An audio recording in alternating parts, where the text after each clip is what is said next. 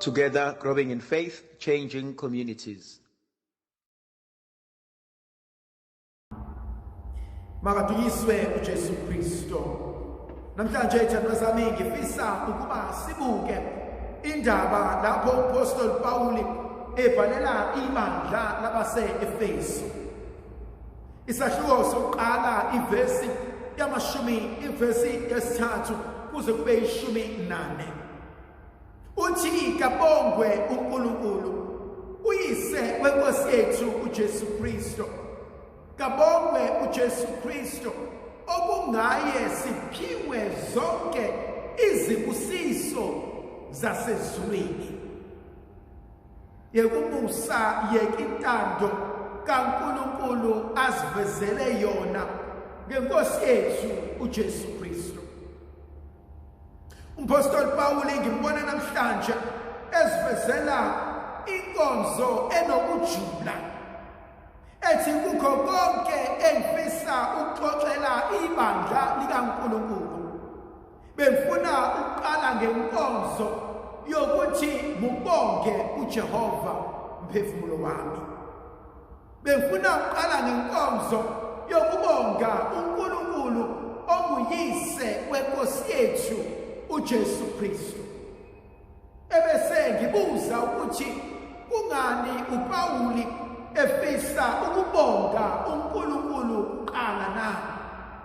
Uma ebhalela nabantu incwadi yokuqala, kungani ethi kukona konke masibonge uNkulunkulu? Into yokuqala uApostle Paul akhuluma ngayo uthi simbonga uNkulunkulu ngoba usinikeze zonke izibusiso zasezulwini. Le nkonzo mina iyajula. Ijuliswa ukuthi kungenzeka ukuthi kunezinto uNkulunkulu abekade esibekele inkosi uJesu.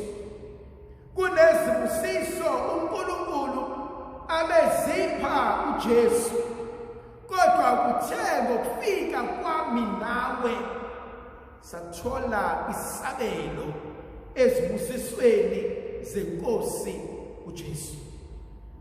Lento ingenza ukuba ngibonge uNkulunkulu ongipha, hayi ngoba nakho ngifanele, hayi ngoba nakho ngenze kahle, hayi ngoba nakho ngingcwele, kodwa ungipha ngoba ebuke inkosi uJesu wabe eseba nomusa empilweni yami.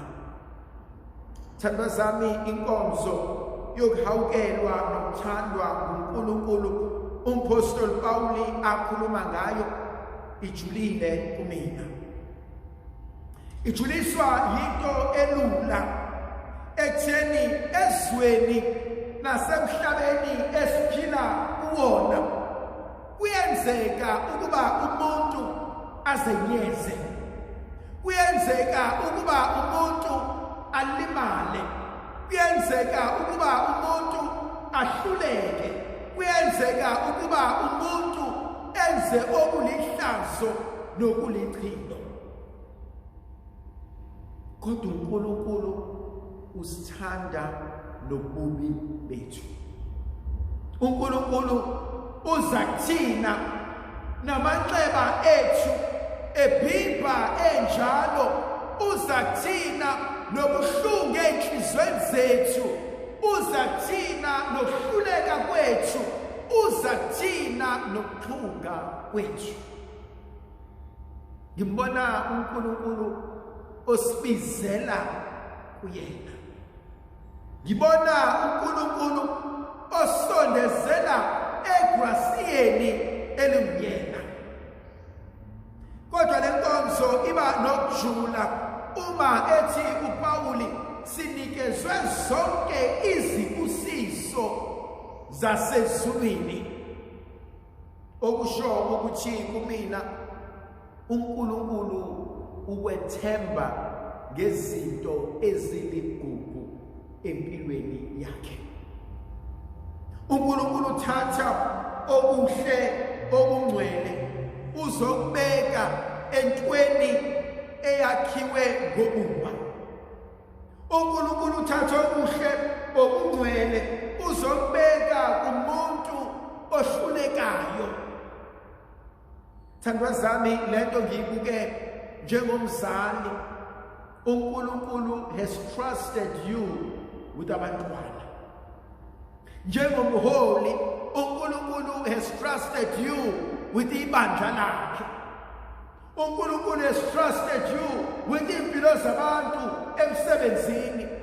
uNkulunkulu has trusted you with impilo zabantu esikoleni.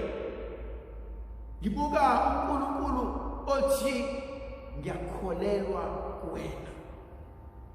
Ngibuka uNkulunkulu othi yes ngiyabona ulimele, yes ngiyabona uyehluleka, yes ngiyabona uyisoni, kodwa mawusondela kumina ngingahamba nawe endleleni yonke. Uthi uPostoli Pawuli, bheka uNkulunkulu wasikhetha umhlaba ungakabi khona. Ngithanda inkonzo yokukhethwa nguNkulunkulu. Thandwa zami, kunezipho uNkulunkulu azibekile kuwena. Emehlweni abantu ngingabukeka njengesinyabuyabu. Emehlweni abantu ngingabukeka njengesidakwa. Emehlweni abantu ngingabukeka njengephara. Emehlweni abantu ngingabukeka njengento engenamsebenzi. Emehlweni abantu ngingabukeka njengendwangu, njengesidwedwe. Kodwa uNkulunkulu unento ayibekile empilweni yakho. Inselelo kumina ilele ekutheni nguhlobo luni lomhlabathi. Uma uya evangelini likaMarkus isahluko sesine, uJesu ukhuluma indaba yomhlwanyeli ukuthi imbewu iyodwa iyefana, umhlwanyeli uyedwa uyefana, isikhathi sokuhlwanyela sisodwa siyefana, kodwa umhlabathi ehlwanyelwa kuyona ihlukile. Enye inamatshe, enye iqinaniswa ameva, enye ingasendleleni enyathelwa abantu, kodwa enye yinhle. Umbuzo wami uthi ngiluhlobo luni lomhlabathi? Ngiyakwazi yini ukumelana nezimo zonke? Thandwa zami, abanye bethu silinyazwe ukuthi sisuke safuna ukulalela abanye abantu noma isidingo singasekho. Abanye bethu silinyazwe ukuthi sisuke safuna ukujabulisa abanye abantu. Abanye bethu silinyazwa ukuthi sifuna ukwenza izinto esaziyo ukuthi zilwisana noqobo lwethu. Namhlanje uNkulunkulu uthi ngakhetha umhlaba ungakabibikho. Uthi ngakholelwa kuwena umhlaba ungakabibikho. Uthi nginethemba nokwazi ukuthi kunezinto engizibekile kuwena nasenhlizweni yakho, akekho noyedwa ongakwazi ukuzenza. Uthi thandwa zami uJobe encwadini yakhe ka-42 verse 2 athi icebo likaNkulunkulu ngomuntu wakhe lingeshintshwe umuntu. Thini namhlanje uNkulunkulu uthini? Sukuma uzibambe, methembe uNkulunkulu. Kukho konke okubuka sengathi sekonakele, sekulahlekile, sekudukile, buyela uNkulunkulu uthi Nkosi, icebo obunalo ngempilo yami kwamina uqobo mangashintshi. Izipho owangipha zona zaduka endleleni, zibuyise empilweni yami, uphelelise umsebenzi kweyami impilo. uJesu evangelini likaJohane isahluko sesithupha athi Nkosi, angisoze ngamukwa namunye kulaba onginikeze bona. uthi namhlanje uPostoli Pawuli uthi sibizelwe ukuba ngamadodana kaNkulunkulu. Ngiyithanda leyo nkonzo yokubizelwa ukuba ngamadodana kaNkulunkulu. Inkonzo yokuthi sibizelwe ukuba zindlalifa zezulu. Sinikezwa esingakusebenzelanga, sinikezwa esingakufaneleyo, kodwa sinikezwa ngomusa kaNkulunkulu.